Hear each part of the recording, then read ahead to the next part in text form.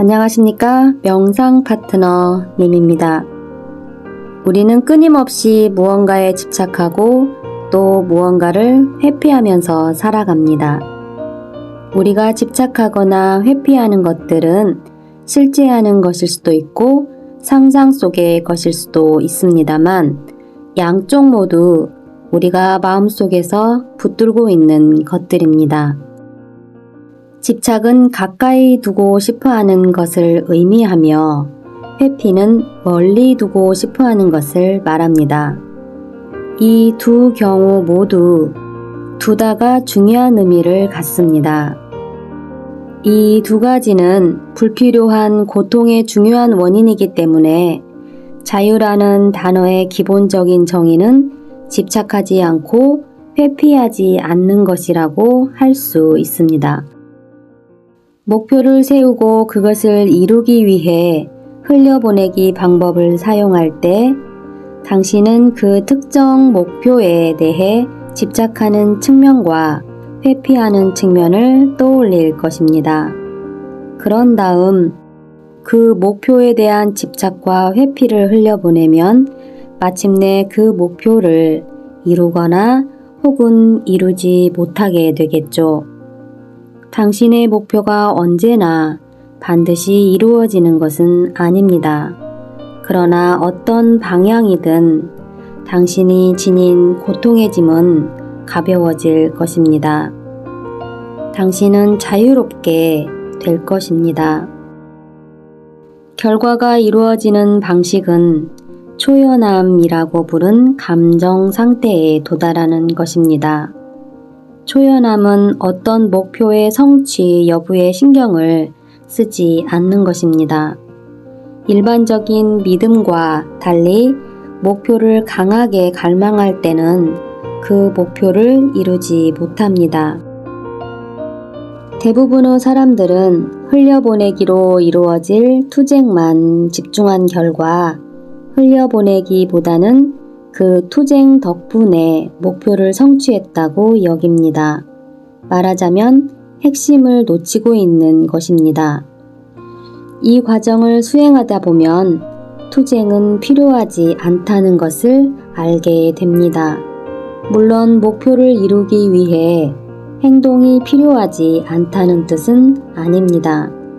적게 노력하고도 한층 순조롭게 진행된다는 의미입니다.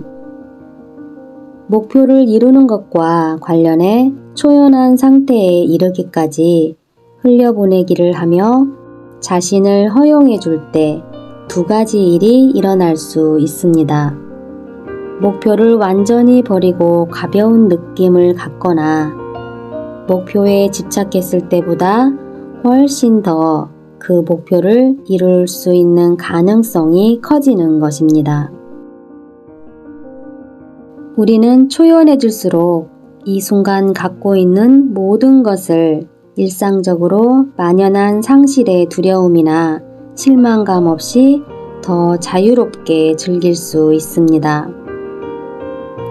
또 우리는 인정욕구, 통제욕구, 안전욕구, 분리욕구뿐만 아니라 그 반대의 것들도 역시 원하고 있으며 대상이 그런 욕구를 충족해준다는 잘못된 믿음을 갖고 있습니다.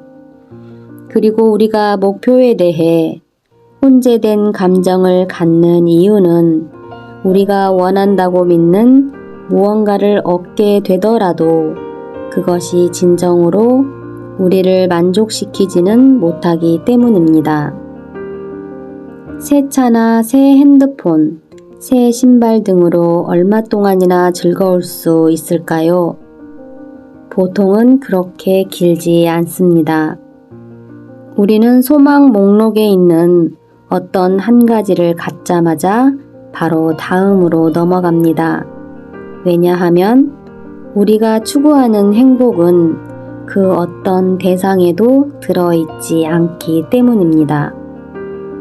오히려 행복이란 우리의 자연스러운 존재 상태입니다. 물질과 결과만을 추구하기를 멈출 때 비로소 우리는 초연한 상태가 됩니다. 이 말이 목표에 대한 추구를 멈춰야 한다는 의미일까요? 절대 아닙니다. 무언가 원하는 마음을 부정하는 것이 욕구를 사라지게 하지는 않습니다. 욕구를 인정할 때까지, 그리고 그것을 이루거나 흘려보낼 때까지 그 욕구는 당신의 내면을 갉아먹을 것입니다. 목표에 대한 흘려보내기를 깊이 할수록 당신은 목표를 추구하는 것에서 기쁨을 느낄 것입니다. 왜냐하면 이 모든 과정 하나하나를 통해 더 자유롭고 행복해질 것이기 때문입니다.